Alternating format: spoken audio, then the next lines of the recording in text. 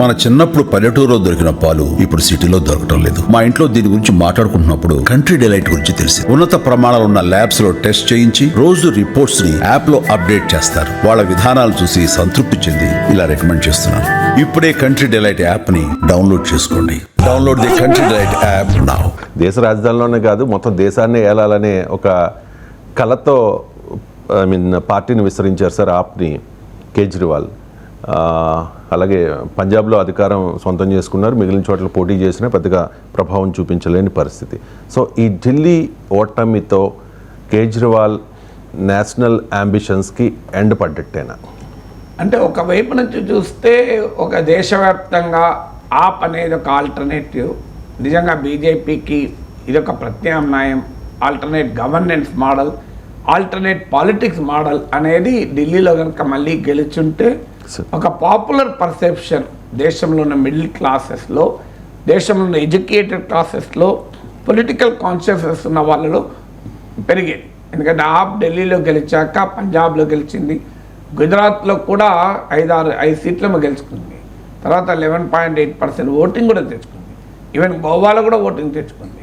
So ఇన్ని రాష్ట్రాలకు expand, చండీగఢ్లో అయితే దాదాపు అధికారంలో కూడా వచ్చింది, మేయర్గా అధికారంలోకి వచ్చి మళ్ళీ కోల్పోయింది.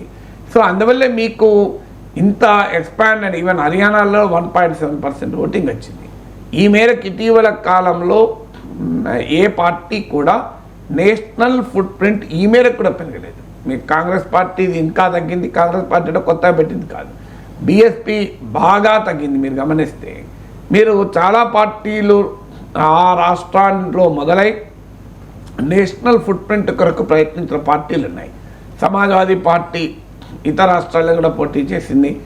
మీకు బీఎస్పీ ఉత్తరప్రదేశ్లో అధికారంలోకి వచ్చాక దేశమంతా విస్తరించే ప్రయత్నం చేసింది. తృణమూల్ కాంగ్రెస్ ఇటీవల అస్సాంలో, గోవాలో పోటీ చేసింది. జేడీయూ కొన్ని చోట్ల పోటీ చేసింది. జేడీఎస్ కాస్త ఎక్స్పాండ్ కావాలని చూసింది. తెలుగుదేశం పార్టీ మా జాతీయ పార్టీ అన్నారు. టీఆర్ఎస్ కాస్త బీఆర్ఎస్గా మారింది. ఇప్పుడు ఇన్ని పార్టీలు ప్రయత్నించాయి, ఎవరైనా కనీసం ఆమ్ ఆద్మీ పార్టీ లాగా విజయం సాధించారని చెప్పండి. చదువుతోనే సమాజంలో మార్పు సాధ్యమని నమ్మిన వ్యక్తి, మారుమూల గ్రామంలో పుట్టి వేలాది మందిని మేధావులుగా తీర్చిదిద్దిన విద్యావేత్త, మనలో ఒక్కడు మల్క కుమరయ్యకు టీచర్స్ ఎమ్మెల్సీ ఎన్నికల్లో మొదటి ప్రాధాన్యతగా ఓటేద్దాం, గెలిపిద్దాం. నాకు Xiaomi one party which has come to power in second state, Congress BJP మినహా మరే ఇతర పార్టీ, అందులోనూ కొత్తగా పెట్టే పార్టీ, స్టార్టప్ అంటారే మన ఇప్పుడు ఎకనామిక్ బిజినెస్ భాషలో చెప్పాలంటే, ఒక స్టార్టప్, పొలిటికల్ స్టార్టప్గా మొదలై ఇటీవల కాలంలో సెకండ్ స్టేట్లో అధికారంలోకి వచ్చిన ఒక్క పార్టీ చూపెట్టండి. ఆ మేరకు the AAP gets the credit కదా. అందువల్ల డెఫినెట్గా ఆప్ ఢిల్లీలో కూడా ఇప్పుడు గెలిచి ఉంటే దాని నేషనల్ విస్తరణకు ఒక బ్రహ్మాండమైన ఊపొచ్చేది, అందులో అనుమానం లేదు. కానీ ఇప్పుడు అవకాశం పోతుందా అంటే దాన్ని every crisis gives you an opportunity. నిజంగా చెప్పాలంటే ఇప్పుడు కేజ్రీవాల్కి బ్రహ్మాండమైన అపార్చునిటీ. నిన్న దాకా ఆయనకు ఢిల్లీ ముఖ్యమంత్రి పదవి, ఢిల్లీలో ప్రభుత్వము అక్కడి నుంచి కదిలే పరిస్థితి ఉండదు, రోజు లెఫ్టినెంట్ గవర్నర్తో ఘర్షణ, కేంద్రంతో ఘర్షణ. సో అందువల్ల ఆ పాలన పైన కేంద్రీకరించాల్సిన పరిస్థితి వచ్చేది. ఇప్పుడు ఆయనకు ఫ్రీ కదా, ఇది ఫ్రీ మ్యాన్ కనుక ఆయన దేశమంతా పర్యటించి ఆయన బ్రహ్మాండంగా రాజకీయాలు జరపచ్చు. నీకు ఒక కండిషనింగ్ ఉండదు కదా. ఇప్పుడు నేను రిటైర్ అయ్యాక ఇంకా ఎక్కువ జర్నలిజంలో యాక్టివ్ అయ్యాను. ఎందుకంటే రిటైర్ కాకముందు నాకు యూనివర్సిటీకి రోజు వెళ్ళాలి, అక్కడ ఒక 5-6 గంటలు కంపల్సరీగా నేను ఉండాలి, క్లాసులు చెప్పాలి, యూనివర్సిటీ అకాడమిక్ వర్క్ ఉంటుంది. ఎప్పుడైతే రిటైర్ అయ్యానో నా యూట్యూబ్లో వీడియోలు పెరిగాయి. మీరు గమనిస్తే, మీరు రిటైర్ కాకముందుతో పోలిస్తే రిటైర్ అయ్యాక నా వీడియోలు పెరిగాయి. ఎందుకు పెరిగాయి? నేను ఫ్రీ అయ్యాను. సో నాకే వేరే వర్క్ లేదు, రోజు యూనివర్సిటీ పోయే పని లేదు. అందువల్ల ఒక టైఅప్ లింక్ పోయినప్పుడు నీ ఇతర యాక్టివిటీస్ పెరిగే అవకాశం కూడా ఉంటుంది, తగ్గాలని రూల్ ఏం లేదు. అందువల్ల ఇప్పుడు కేజ్రీవాల్ ఢిల్లీలో ముఖ్యమంత్రి బాధ్యతలు లేడు కనుక ఇక ఆయన ఫ్రీ మ్యాన్, దేశమంతా బ్రహ్మాండంగా తిరిగి మోడీకి ప్రత్యామ్నాయంగా తానే అని తన రాజకీయాలతో ఎక్స్పాండ్ అవడానికి కారణం ఉంది. ఈవెన్ ఢిల్లీలో కూడా ఆమ్ ఆద్మీ పార్టీని తుడిచిపెట్టుకుపోలే. 22 సీట్లు వచ్చాయి, 4వసారి పోటీ చేస్తే అధికారంలో 3 సార్లు వచ్చాక కన్సిడరబుల్ ఓటింగ్ వచ్చింది. బీజేపీ కన్నా 5% ఓటింగ్. ఎమ్మెల్యేగా ఓడిపోవచ్చు. అట్లాంటి ఇందిరాగాంధీ 1977లో ఎంపీగా ఓడిపోలేదా రాయబరేలీలో? తర్వాత వితిన్ 3 years మళ్ళీ ప్రైమ్ మినిస్టర్ కాలేదా? అసలు అందువల్ల రాజకీయాలు ఓడిపోరనేమి ఆశ్చర్యం ఏం లేదు. ఎన్టీ రామారావు కూడా కల్వకుర్తిలో ఓడిపోయాడు. Just 14 short of magic figure అంతే కదా.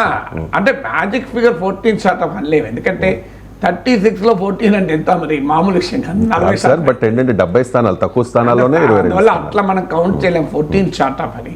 ఉన్నాయి 36 సీట్లు వస్తే మెజార్టీ కదా. 36 సీట్లలో 14 అంటే దాదాపు 40-45% కదా. అట్లా కౌంట్ చేయలేము. అనేది 22 సీట్లు అనేది సిగ్నిఫికెంట్ కదా. 22 సీట్లు అనేది చాలా సిగ్నిఫికెంట్ నెంబరే, ఏమైనా 70 సీట్ల అసెంబ్లీలు అయినా. సో అందువల్ల మీకు డెఫినెట్గా ఆమ్ ఆద్మీ పార్టీ ఓడిపోయిన మాట నిజం, కానీ దాన్ని కనుక ఆ క్రైసిస్ని ఆపర్చునిటీగా మార్చుకుంటే నేషనల్ పార్టీగా ఎక్స్పాండ్ అవ్వడానికి ఇంకా అవకాశం ఉంటుంది. ఎందుకంటే నేషనల్గా బీజేపీకి రైవల్ ఎవరు? కాంగ్రెస్. కాంగ్రెస్ ఏమన్నా బలపడ్డదా? ఢిల్లీలో బలపడలే. పోనీ ఇంకెక్కడన్నా బలపడ్డదా? ఉన్న హర్యానాలో పోయింది, ఉన్న మహారాష్ట్రలో పోయింది. అందువల్ల బీజేపీకి ప్రధాన రైవల్గా ఉన్న కాంగ్రెస్ ఏమో బలహీనపడుతున్న సమయంలో ఢిల్లీలో అధికారంలో ఉన్న కేజ్రీవాల్ ఫ్రీ అయ్యాడు. అందువల్ల కేజ్రీవాల్కి ఒక అవకాశం కూడా దేశమంతటా తన పార్టీని విస్తరించుకోవటానికి. మరి ఆయన ఆ క్రైసిస్ని ఆపర్చునిటీగా వాడుకుంటే లోపల అందుకే ఒక తత్వవేత్త అంటాడు, turn the disadvantage into advantage అంటారు. డిసడ్వాంటేజ్ని అడ్వాంటేజ్గా కనుక మార్చుకోగలిగితే నీకు అద్భుతాలు చేసిన వాళ్ళు ఉంటారు. అందువల్ల it all depends on how do utilize the situation.